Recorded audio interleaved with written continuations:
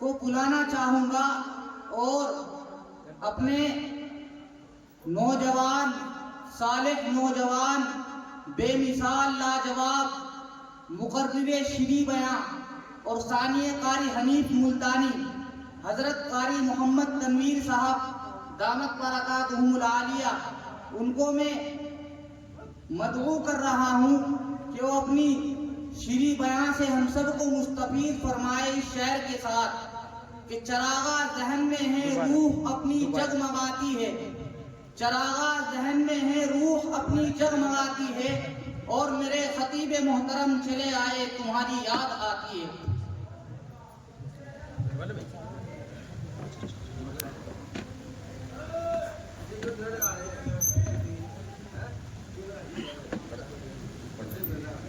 السلام علیکم۔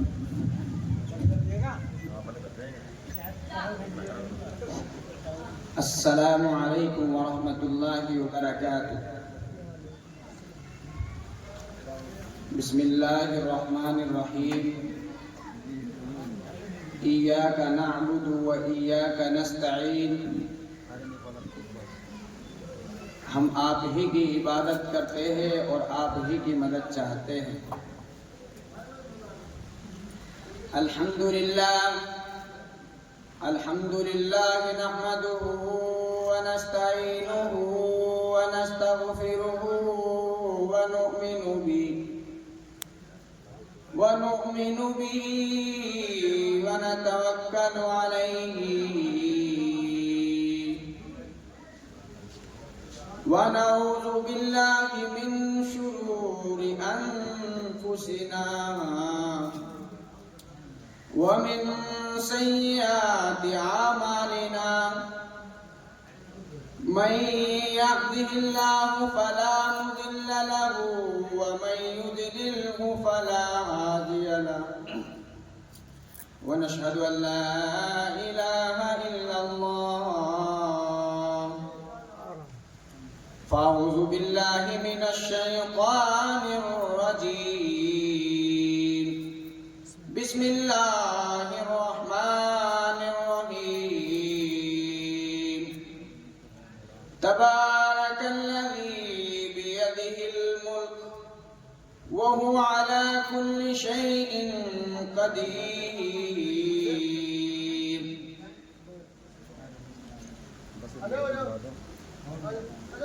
اللهم صل على محمد وعلى آل محمد كما صليت على إبراهيم وعلى آل إبراهيم إنك حميد مجيد۔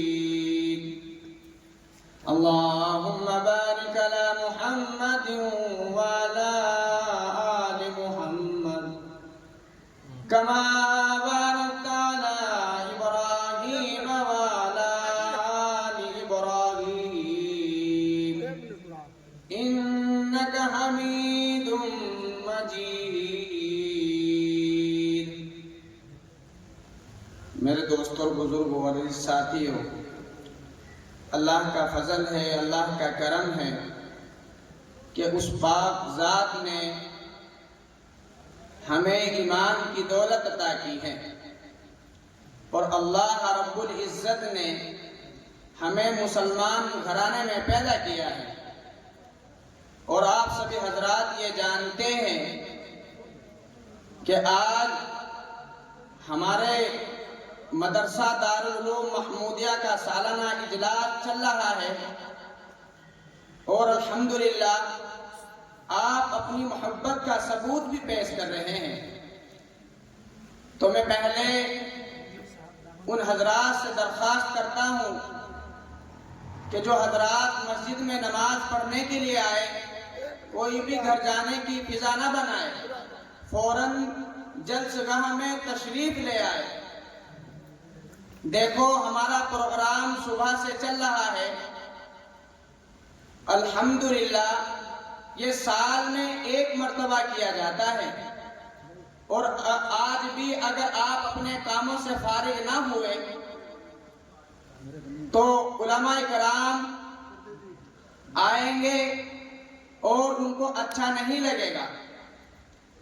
وہ دیکھیں گے کہ پنڈال تو خالی ہے، آخر اپنی بات کس تک پہنچائے، کیسے لوگوں کے دلوں میں اپنی بات کو بیٹھائے، کس طریقے سے ان کے کانوں تک اپنی آواز کو پہنچائے.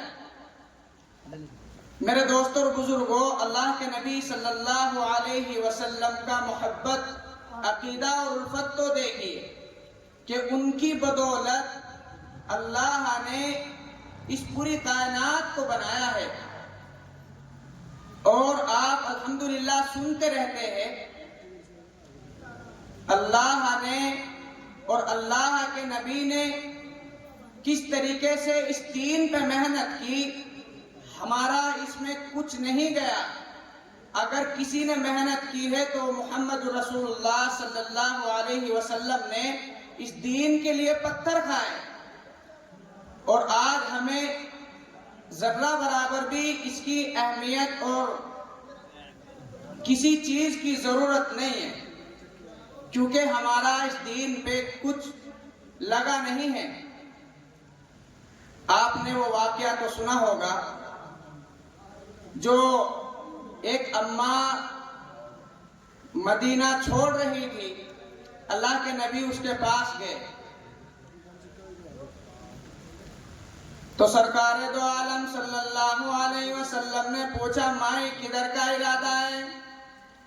اس نے اتنی بڑی بڑی گالیاں نکالی اور کہنے لگی، مکے میں جادوگر آ گیا، میرے گھر میں جادو پھیل گیا، میری نوح مسلمان ہو گئی، میرا بیٹا مسلمان ہو گیا، اس نبی کے جال میں پھنس گیا، میں اس نبی کے جادو سے بچ کر اپنے ایمان کی حفاظت کے لیے فلانے دیہات میں چلی ہوں.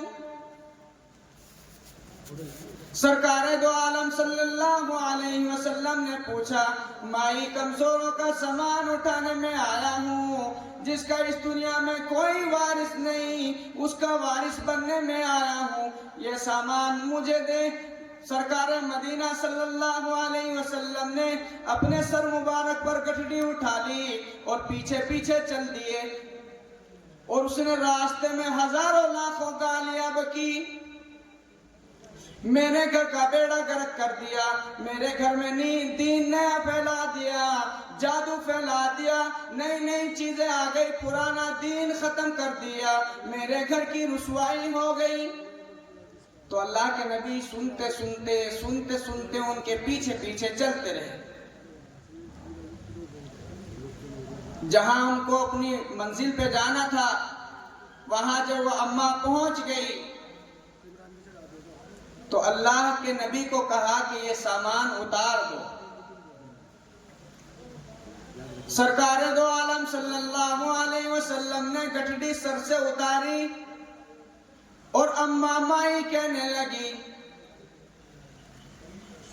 کہ بیٹا، جھولی پھیلا کر دعائیں دینے لگی کہ بیٹا، جس طرح میرا دین بچ گیا، میرا ایمان بچ گیا، میری دعا ہے کہ تو بھی بچ جائے. آقا محمد رسول اللہ صلی اللہ علیہ وسلم نے کہا، مائی، جس کو پورے راستے گالی دیتی آئی ہو، جس کو گالی دیتی دیتی نہیں تھکتی ہو، وہی اللہ کا پاک پیغمبر تیرے سامنے موجود ہے. تو اماں نے کہا، اگر تو وہ پیغمبر ہے، اگر جس کو میں جادوگر کہہ رہی ہوں، اگر تو ہی وہ محمد ہے، تو میں کہتی ہوں، اشہد ان لا الہ الا اللہ واشہد ان محمدا عبدہ ورسولہ. تو اس طریقے سے اللہ کے نبی نے محنت کی ہے، اس دین کو ہمارے تک پہنچایا ہے، اور آج ہمیں اس کی قدر و قیمت کا نہیں معلوم ہے. آج بھی لوگ اپنے گھروں کے اندر بیٹھے ہوئے ہیں، لوگوں کا رجحان، لوگوں کا خیال یہ ہے کہ دعا ہوگی جب جائیں گے، اس سے پہلے نہیں جائیں گے. قسم کھا رکھی ہے. ابھی مسجد میں لوگ نماز پڑھنے کے لیے آئے تھے، ہونا چاہیے تھا یہ کہ سارے پنڈال گاہ میں تشریف لے آئے، لیکن اب تک تو کوئی آیا نہیں ہے. آخر یہ جلسہ کس کے لیے ہوتا ہے؟ تاکہ علماء کرام کے دیدار ہو، علماء کرام اپنی باتیں آپ کے کانوں تک پہنچائے۔ تو میرے پیاروں، یہ بڑی بات ہے۔ ہم تو لوگ دنیا کے اندر ملوث رہتے ہیں، سب کچھ اپنا مان بیٹھے، حالانکہ اس دنیا سے ایک دن جانا ہے۔ اللہ تعالیٰ قرآن کریم کے اندر فرماتے ہیں تبارک الذی بیدہ الملک وہو علی کل شیء قدیر۔ سارے جہان کا خالق و مالک میں، رب میں، پالنہار میں، پیدا کرنے والا میں، تو پھر ہم کس چیز پہ غرور کرتے ہیں؟ وہ کون سی چیز ہے جو ہمیں اللہ سے دور کر رہی ہے، رسول اللہ کی سنتوں سے دور کر رہی ہے؟ آخر وہ کون سی چیز ہے جو ہمیں اللہ کے دین سے دور لے جا رہی ہے؟ میرے پیاروں، جتنے راستوں میں بیٹھے ہوئے ہیں، راستوں پہ پھر رہے ہیں، جتنے اپنے گھروں میں جو جس کے پاس میری آواز پہنچ رہی ہے، خدارہ جلسگاہ میں تشریف لے آئے۔ علماء کرام ان کا انتظار کر رہے ہیں۔ یہ بڑی سعادت کی بات ہے کہ علماء کرام ہماری بستی میں، ہمارے مدرسے میں تشریف لائیں اور ہم اپنے گھر ہی رہیں، فوراً جلسگاہ میں تشریف لے آئے۔ تو میرے پیاروں، بیان تو علماء کرام کرتے ہیں، میں تو ایک چھوٹا سا طالب علم ہوں، آپ ہی کے مدرسے سے میں نے علم حاصل کیا ہے، اور آج الحمدللہ جو آپ کے سامنے بول رہا ہوں، آپ کے سامنے یہ چند ملفوظات کہہ رہا ہوں، یہ میرے استادوں کا ثمرہ ہے۔ انہوں نے ہمارے اوپر جی جان سے محنت کی ہے۔ دوسرے مدرسے میں آج تک میں الحمدللہ تعلیم حاصل کرنے کے لیے نہیں پہنچا۔ جتنا اللہ نے دیا ہے، علم دیا ہے، بولنے کا سلیقہ عطا کیا ہے، یہ میرے استادوں کی دعا ہے، ان کی محنت ہے۔ مولانا فرقان صاحب، مولانا فرمان صاحب کی بڑی محنت ہے۔ الحمدللہ میں چاہتا ہوں اللہ ان کا سایہ ہمارے سروں پر تا دیر قائم رکھے۔ تو میرے پیاروں، آپ الحمدللہ بڑی محبت عقیدت کے ساتھ باتیں سن رہے ہیں۔ اللہ مجھے صحیح بولنے کی توفیق عطا فرمائے۔ دیکھو، میں طالب علم ہوں، اگر غلطی ہو جائے تو میں اللہ سے بھی اور آپ سے بھی کہتا ہوں کہ اللہ سے کہ اللہ تو مجھے معاف کر دیں گے، توبہ کر لوں گا، لیکن آپ بھی معاف کر دیے گا۔ تو میرے پیاروں، بڑی بات ہے۔ آپ کو ایک واقعہ بتاتا چلوں۔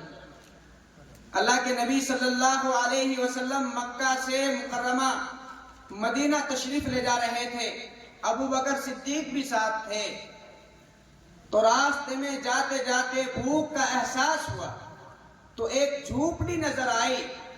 تو ابو بکر صدیق سے اللہ کے نبی نے فرمایا، ابو بکر ذرا جا کر کے دیکھو، کچھ انتظام ہو جائے، بھوک لگی ہے، چلنے کی ہمت نہیں ہے۔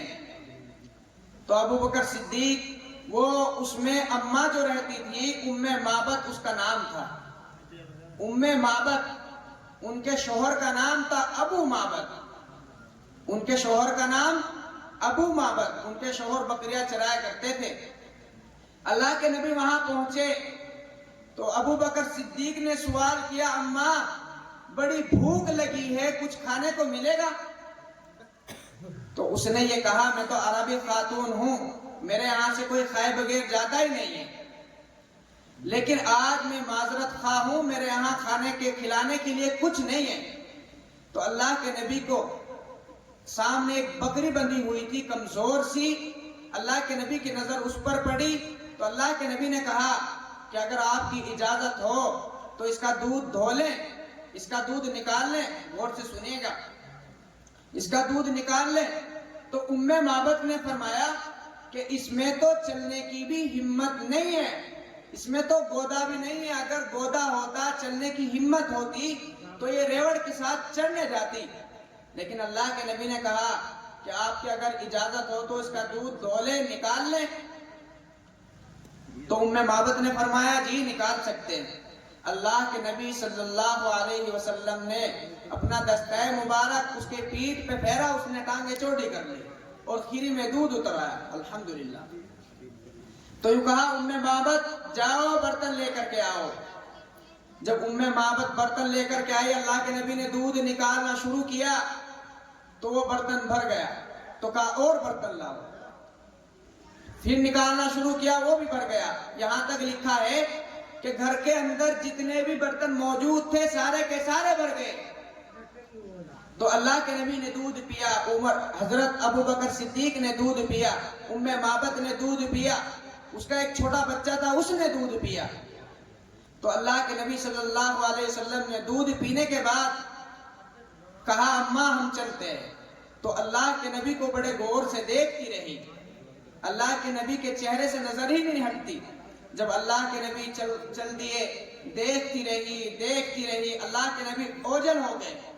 جب دکھنا بند ہو گیا تب وہ بچے سے کہتی ہے یہ تھا کون، یہ اتنا خوبصورت یہ تھا کون؟ تو نام تو اللہ کے نبی کا معلوم نہیں تھا، اپنی طرف سے مبارک رکھ دیا کہ یہ تو مبارک تھا۔ جب ابو معبد ان کے شوہر گھر آئے تو دیکھا جھوپڑی پہ نور برس رہا ہے، تو کہا کہ آج جھوپڑی اتنی چہک مہک کیوں رہی ہے، نور برس رہا ہے؟ تو کہا آج مبارک آیا تھا، یہ دیکھو برتن دودھ میں سارے بھرے ہوئے ہیں۔ تو جب وہ بکری چرانے جایا کرتے تھے، واپس آ جایا کرتے تھے تو وہ دسترخوان لگا دیا کرتی تھی، تو وہ کہتے تھے کہ دسترخوان بعد میں لگاؤ، پہلے مبارک کا تذکرہ کرو۔ ایک مرتبہ گھر کے اندر سامان ختم ہو گیا تو معبد گھر کے اندر سامان ختم ہو گیا، مکہ مکرمہ تشریف لے گئی۔ چلتے چلتے حضرت ابو بکر صدیق ملے اور ان کے بچے نے کہا اماں وہ جا رہے جو مبارک کے ساتھ تھا۔ ابو بکر صدیق سے فرمانے لگی مبارک کا بھی پتہ بتا دیجئے، میرا بڑا دل کرتا ہے، میری محبت دیکھتی ہے کہ میں مبارک کے دیدار دوبارہ سے کروں۔ تو حضرت ابو بکر صدیق یوں کہنے لگے کہ آخر یہ مبارک ہے کون، کیونکہ نام تو اپنی طرف سے رکھا تھا۔ تو کہا مبارک کو نہیں جانتے، وہ مبارک جس کے اوپر اس نے ہاتھ پھیرا تھا، بکری کے اوپر ہاتھ پھیرا تھا، دودھ اتر آیا۔ کہا اچھا اس مبارک کی بات کرتی ہو، آؤ تمہیں اس مبارک سے ملوائے۔ تو جب اللہ کے نبی کو پتہ لگا کہ فلاں خاتون آئی ہے تو ان سے ملاقات ہوئی، ان کو ایمان کی دولت نصیب ہو گئی۔ جب ایمان کی دولت نصیب ہو گئی تو پھر پتہ لگا، اپنے گھر پہنچی تو ابو معبد گھر آئے تو کہنے لگی آج پھر ہماری جھوپڑی چہک مہک رہی ہے، نور برس رہا ہے، آج پھر مبارک آیا تھا۔ تو کہا آج مبارک نہیں آیا، آج ہم مبارک کے ہو کر کے آ گئے۔ اللہ اکبر۔ تو جس کو ہم مبارک کہتے ہیں اس کو دنیا محمد رسول اللہ کہتی ہے۔ تو میرے پیارو، آج وقت ہے، وقت پھر اللہ کی طرف سے فرشتہ آ جائے تو پھر سبحان اللہ کہنے کا بھی موقع نہیں ملے گا۔ اور آگے رمضان بھی آ رہا ہے، ہمیں عبادت کی تیاری کر لینی چاہیے الحمدللہ۔ اور روزے سے متعلق بہت بات ہے، آگے روزے بھی رکھنے ہیں، اور رمضان المبارک کا بڑا بابرکت مہینہ بھی آ رہا ہے، آخر اس کا شدت سے ہمیں انتظار بھی ہے۔ کچھ لوگ پہلے سے ہی محبت الفت کے نذرانے پیش کر رہے ہیں۔ تو میرے پیارو، یہ رمضان المبارک کا بڑا مہینہ ہے۔ روزے دار کو دو خوشیاں دنیا میں دی جاتی ہیں، خاص طور سے ایک افطار کے وقت۔ اللہ کے نبی صلی اللہ علیہ وسلم نے فرمایا جو دعا مانگو وہی ملے، عند افطارہ، افطار کے وقت فرمایا وعند لقاء ربی، ایک دعا قیامت میں یعنی اللہ سے ملاقات کے وقت ہوگی۔ اللہ تعالیٰ فرماتے ہیں شہر رمضان الذی انزل فیہ القرآن ہدی للناس وبینات من الہدی والفرقان، ہم نے اس قرآن کو رمضان کے مہینے میں نازل کیا دیا، اسے کلام الہی سے مصاحبت ہو گئی۔ اب میرا کلام ہو، تیری زبان ہو، ماہ رمضان ہو، ادھر میری جنت و سال پہلے سجا کے رکھ دوں تیرے لیے۔ تو میرے دوستو، یہ رمضان کا مہینہ بڑا بابرکت ہے، ہمیں اس کی تیاری کر لینی چاہیے، اور الحمدللہ اب ہمارا جلسہ کامیابی کی طرف چل رہا ہے، اور زیادہ تاخیر بھی نہیں ہو سکتی، اور ابھی بھی لوگ اپنے گھر میں بیٹھے ہوئے ہیں۔ فوراً ان سے درخواست کرتا ہوں کہ جلسگاہ میں تشریف لے آئے، علماء ان کا انتظار کر رہے ہیں۔ یہ اچھی بات نہیں ہے کہ علماء